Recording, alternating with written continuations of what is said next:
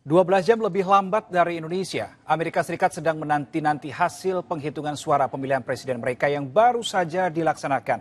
Laporan lengkapnya langsung saya ajak Anda bergabung dengan jurnalis VOA Alam Burhanan dari Washington DC, Amerika Serikat.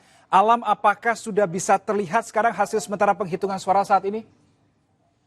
Hasil penghitungan suara sudah mulai terlihat, tetapi masih belum bisa disebut siapa pemenangnya. Mungkin besok atau 2 hari ke depan.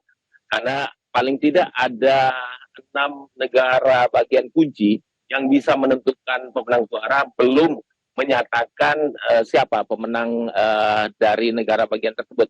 Dan perlu diketahui juga Amerika Serikat ini sistem pemilihannya tidak sama seperti Indonesia yang merupakan pemilihan langsung, tetapi pemilu melalui negara bagian yang jumlah negara bagian itu ditentukan oleh masing-masing sesuai dengan jumlah kursi mereka di Kongres maupun senator mereka gitu. Oke, Alam, kita akan nantikan bagaimana perkembangan terbarunya dari sana dan kita tentu menantikan siapa kira-kira yang unggul dan menjadi presiden Amerika berikutnya, Kamala Harris atau Donald Trump. Tapi kalau kita melihat angkanya, tadi Anda sebutkan ada wilayah-wilayah kunci. Boleh disebutkan wilayah-wilayah kunci yang Anda maksud ini daerah mana saja, Alam?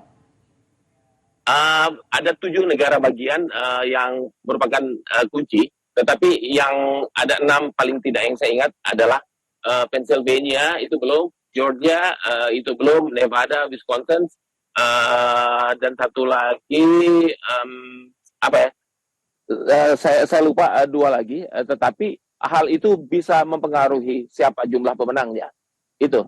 Oke, dari sejumlah negara bagian kunci yang Anda sebutkan tadi di Pilpres Amerika 2020 itu menjadi basis Demokrat atau Republik, Alam? Nah, 7 negara bagian yang menjadi penentu ini, itulah yang menjadi biasanya 50-50 itu. Yang kadang-kadang disebut dengan swing state. Mereka berombang-ombang ya, kadang-kadang ke Demokrat, kadang-kadang ke Republik, dan dalam konteks ini bisa jadi mereka menimbang lebih berat ke Donald Trump atau menimbang lebih berat ke Kamala Harris begitu. Jadi itulah yang kuncinya sehingga proses deg-degan warga itu kadang-kadang melihat di negara-negara kunci itu, Reno. Oke, tapi kalau di White House, Alam berkaca pada pengalaman 2020, kita tahu bagaimana ada dinamika di sana. Kalau Anda pantau sekarang, apakah terbaca juga dinamika di sana?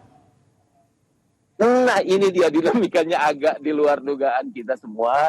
Jadi di White House ini biasanya tengah malam itu banyak dengan warga. Tetapi kali ini warga mulai meninggalkan lokasi White House ini sejak pukul 11 tadi lah. Mulai meninggalkan tempat dan sekarang jumlah wartawan itu lebih banyak di sini. Dan juga mungkin karena juga untuk mengantisipasi keamanan ya, pagar White House bisa kita ikutin saya misalnya sini. Pagar White House mungkin tidak kelihatan di belakang saya itu dipasangi pagar setinggi 3 meter sehingga warga tidak bisa mendekat ke area White House gitu. Tetapi antisipasi juga adanya disebutnya kemungkinan kerusuhan dan sebagainya sehingga beberapa bisnis itu di sekitar White House ini bisnis hotel atau restoran sebagainya menutup di jendela-jendela kaca maupun pintu kaca mereka dengan papan-papan kayu sehingga apabila terjadi kerusuhan tidak dipecahkan warga atau terjadi penjarahan. Dan itu memang terjadi beberapa tahun sebelumnya. Gitu. Oke, ada pagar setinggi 3 meter, ada pagar kayu yang sengaja dibuat. Kelihatannya memang ini sebuah pelajaran yang mereka dapatkan di tahun 2020. Alam, terima kasih untuk informasinya kali ini. Ya.